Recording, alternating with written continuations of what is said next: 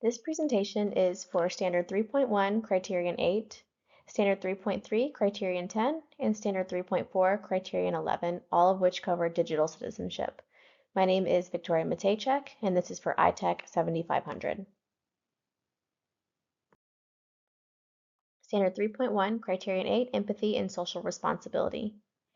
For my empathy lesson, we first read a book called Be Kind and learned what it means to be empathetic, and we discussed how to be empathetic in regards to the scenario that is in the book. In this picture, the boys are discussing and sharing empathetic ways to respond to various scenarios. And you can see on the right is my reflection after doing the lesson. I said that empathy is a difficult concept to teach, so I knew that it would be a challenging lesson. However, I felt prepared and was looking forward to hearing the discussions the students had. And the students were having really good discussions. I read the book for the students and allowed them time to actively engage in the book and turn and talk with peers about how they would handle the situation.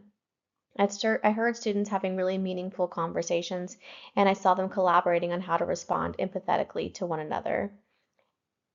The students learned what it means to be empathetic, and they participated in activities that allowed them to practice responding empathetically in specific scenarios. In this lesson about social responsibility, students learned about what cyberbullying is and how to be respectful to peers online. Students were split into pairs and groups and practiced creating skits on how to respond to various scenarios. They shared their created scenarios with the class and had a class discussion on how to respond to each scenario in a socially responsible way. We have classroom meetings daily where empathy and social responsibility are topics that are discussed often.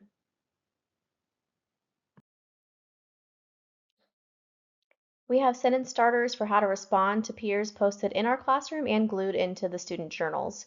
We practice using our sentence starters for discussions both face-to-face and online.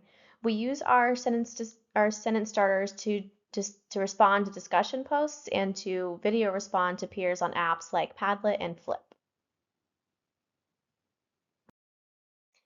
This is one example of how students use the sentence starters to respond to a student's piece of work. Students shared personal narratives, and then their peers shared positive remarks via a discussion board on Nearpod. Standard 3.3, Criterion 10, Copyright, Fair Use, and Creative Commons. I created many lessons that address the importance of understanding plagiarism and online ethics. After learning about each, we applied what we learned into our informational writing unit. As stated before, after learning about plagiarism, we applied what we learned into our informational writing unit. Students evaluated online sources using a checklist and took notes from those sources about their chosen topic.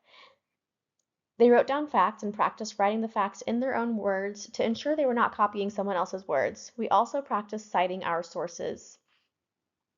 We applied our practice when copying pictures and images for our reports. Students practiced identifying copyright symbols and learned where to find images that are fair to use and when it is appropriate and okay to use certain images from the internet. I model how I identify with copyright and intellectual property when I quote or reference others' work in blog posts, discussion posts, and when I submit work to my school.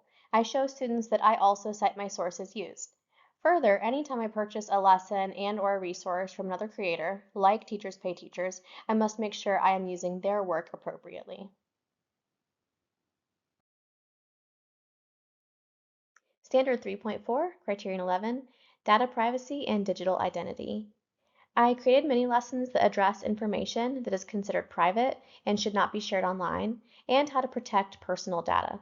We also learned about how students should be careful about what they share because information shared online is there forever and can affect one's reputation and or future opportunities. We looked at various photographs, drawings, and real photographs. You can see a drawing here, but we also looked at pictures of real people and practiced talking about different things you can learn about a person just from a photograph and how it can be unsafe to post some pictures because they reveal personal information about you that you may not have intended to share. We also practice creating safe and secure passwords. We have this poster on the left posted in our classroom for whenever they do create passwords, they know how to make it safe and secure.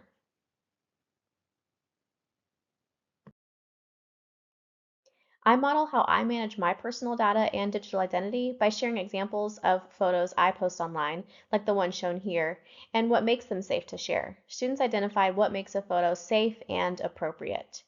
I also share written posts that I've shared online and how I respond to peers to model what an appropriate and acceptable post looks like. We discuss the three things to think about when posting. Is it true? Is it kind? And is it necessary? Thank you for listening.